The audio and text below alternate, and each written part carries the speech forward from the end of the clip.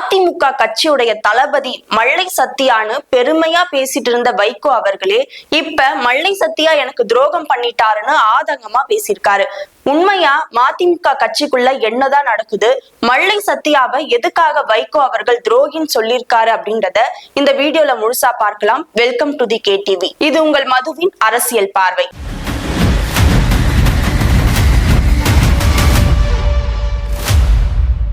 தமிழ்நாட்டை பொறுத்த வரைக்கும் வாரிசு அரசியல் சொன்னா எல்லாரும் திமுகவை தான் சொல்லி விமர்சனம் பண்ணுவாங்க.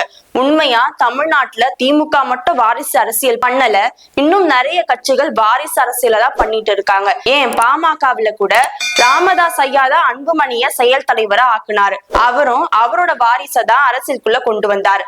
அதே மாதிரி மதிமுகல வைகோ அவர்கள் அவருடைய மகனான துரை வைகோவை கட்சியுடைய முதன்மை செயலாளரா ஆக்குனாரு. இந்த விஷயம் மதிமுகல இருந்த பல தொண்டர்களுக்கு பிடிக்கல. ஏன்னா கட்சிக்குள்ள நிறைய சீனியர் தலைவர்கள் இருக்காங்க, சீனியர் நிர்வாகிகள் இருக்காங்க. அப்படி இருக்கையில எதுக்காக வைகோ அவர்கள் அவங்களுடைய மகனுக்கு இந்த பொறுப்பை கொடுக்கணும், எங்க யாருக்கும் அந்த தகுதி இல்லையான்னு பல கேள்விகள் கேட்கப்பட்டது. அப்பவே மதிமுக கட்சிக்குள்ள ஒரு பூகம்பம் ஸ்டார்ட் ஆச்சு. இது உள்ளுக்குள்ள மட்டும் இந்த சண்டை போயிட்டு இருந்தது. துரை வைகோ அவர்களாலும் மல்லை சத்யா அவர்களாலும் இந்த பிரச்சனை வெளி உலகத்துக்கு வருது. அந்த சமயத்துல துரை வைகோ அவர்கள் நான் இந்த செயலாளர் பதவியில இருந்து விலகுறேன்னு சொல்லி அவர் ராஜினாமா கடிதத்தை அனுப்புனாரு. அதுக்கப்புறமா வைகோ அவர்கள் பஞ்சாயத்து பண்ணி மல்லை சத்யாவையும் துரை அவர்களையும் கை கொடுக்க வச்சு சமாதானம் பண்ணி வச்சாரு. அதோட அந்த பிரச்சனை முடிஞ்சிடுச்சுன்னு நினைச்சா இப்ப வைகோ அவர்களே மல்லை சத்யாக்கு எதிரா திரும்பி நிக்கிறாரு. ஏன் எதுக்காக வைகோ அவர்கள் மல்லை சத்யாவை துரோகின்னு சொல்லியிருக்காருன்னா, அதுவும் வெறும் சாதாரணமா துரோகின்லாம் சொல்லல, ஒரு எடுத்துக்காட்ட சொல்லி துரோகின்னு சொல்லியிருக்காரு. அது என்ன எடுத்துக்காட்டு அப்படின்னா, பிரபாகரனுக்கு எப்படி மாத்தையா துரோகம் பண்ணாரோ அதே மாதிரி மல்லை சத்யா எனக்கு துரோகம் பண்ணிருக்காருன்னு அவருடைய ஆதங்கத்தை சொல்லியிருக்காரு. கட்சியை விட்டு வெளியேறினவங்க கூட எல்லாம் இப்ப வரைக்கும் தொடர்புல இருக்காரு. தொடர்புல இருந்துட்டு நம்ம கட்சியை அழிக்கிறதுக்கான வேலையை பாக்குறாரு மல்லை சத்யா அப்படின்னு அவர் மேல அடுக்கடுக்கா குற்றச்சாட்டுகளை முன் வச்சாரு. இதுக்கு பதில் சொன்ன மல்லை சத்யா, என்ன துரோகின்னு சொன்னதுக்கு பதிலா ஒரு பாட்டில் விஷத்தை வாங்கி கொடுத்திருக்கலாம், என்ன போய் துரோகின்னு சொல்றீங்களே, வைகோ ஐயாவோட உயிரை நான் 3 தடவை காப்பாத்திருக்கேன் அப்படின்னு அவர் வேதனையை கொட்டி தீர்த்திருக்காரு. மதிமுக கட்சிக்கு ஒரு சாதனையே இருக்கு. என்னன்னா, எப்ப தேர்தல் வந்தாலும் கும்பலா கட்சியை விட்டு வெளியேறிடுவாங்க. அதை பத்திலாம் எனக்கு கவலையே இல்லைன்னு ரொம்ப கூலா சொல்வாரு வைகோ அவர்கள். அவருடைய பேச்சை கேட்கவே ஒரு கூட்டம் ஃபுல்லா உட்கார்ந்துட்டு இருந்த காலம் போய் இப்ப அவர் பேச ஆரம்பிச்ச உடனே கூட்டத்தை கலைச்சிட்டு போற அளவுக்கு தொண்டர்கள் மாறிட்டாங்க அப்படின்னு சொல்லப்படுது. ஏன்னா இடையில நடந்த ஒரு கூட்டத்துல வைகோ அவர்கள் பேசுறப்ப யாருமே உட்கார்ந்து கேட்காம கூட்டத்தை கலைச்சிட்டு போயிட்டாரு. இதனால கடுப்பான வைகோ அவர்கள் பேசாமலே போயிட்டாரு. இப்படி மதிமுக கட்சிக்குள்ள நிறைய பிரச்சனை போயிட்டு இருக்கு.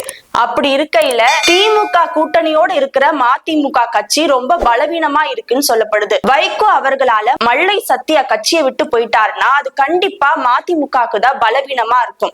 ஏன்னா அவர் மாதிரி ஒரு எக்ஸ்பீரியன்ஸ்டான நிர்வாகியை தான் எல்லா கட்சிகளும் கதவை திறந்துட்டு வாங்க வாங்க மாலை போட்டு கூப்பிடறதுக்கு வெயிட்டிங்ல இருக்காங்க.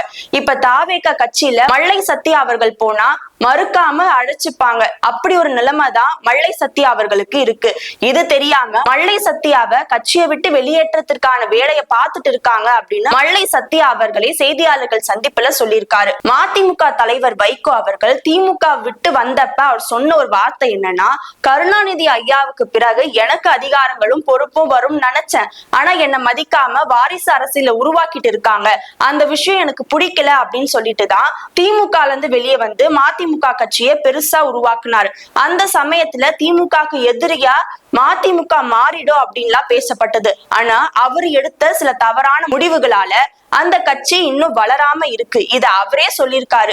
நான் நிறைய தப்பு பண்ணிருக்கேன், நான் எடுத்த தவறான முடிவுகள் அரசியல்ல நிறைய பாதிப்பை ஏற்படுத்தி இருக்கு, நான் ஜெயலலிதா அம்மையாரோட கூட்டணி வச்சது தப்புன்னு இப்ப உணர்றேன்னு ரொம்ப வேதனையா பேசியிருந்தாரு வைகோ அவர்கள். இதுல இருந்து என்ன தெரிய வருது அப்படின்னா, திமுகவுல வைகோ அவர்களுக்கு அதிகாரம் கொடுக்கலன்றதுக்காக தான் அவர் கட்சியை விட்டு வெளியே வந்தாரு. இப்ப அதே ஒரு நிலைமையதான் இவரு மதிமுக கட்சிக்குள்ள இருக்கிறவங்களுக்கு கொடுக்கறாரு அப்படின்னு சொல்லப்படுது.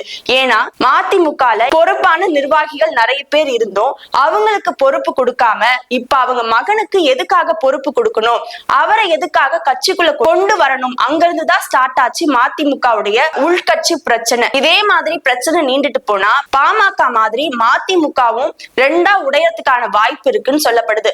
ஏன்னா மல்லை சத்யா வெளியே போயிட்டாருன்னா அவருக்குன்னு சில தொண்டர்கள் அந்த கட்சியில இருக்காங்களா, அவங்களும் வெளியே போகிற சூழ்நிலை வரும் அப்படின்னு சொல்றாங்க. எத்தனை பேர் வெளியே போனாலும் எனக்கு கவலையே இல்லைன்னு கூலாதான் சொல்லுவாரு மதிமுக தலைவர் வைகோ அவர்கள்னு அந்த கட்சி தொண்டர்களே சொல்லிட்டு இருக்காங்க. இப்படியே போனா இது திமுக கூட்டணிக்கு தான் பாதிப்பை ஏற்படுத்தும்னு இபிஎஸ் தரப்புல ரொம்ப சந்தோஷப்படுறதாவும் தகவல் வெளியாகி இருக்கு. இது போன்ற மேலும் சுவாரஸ்யமான தகவல்களோடு சந்திக்கின்றேன். நன்றி.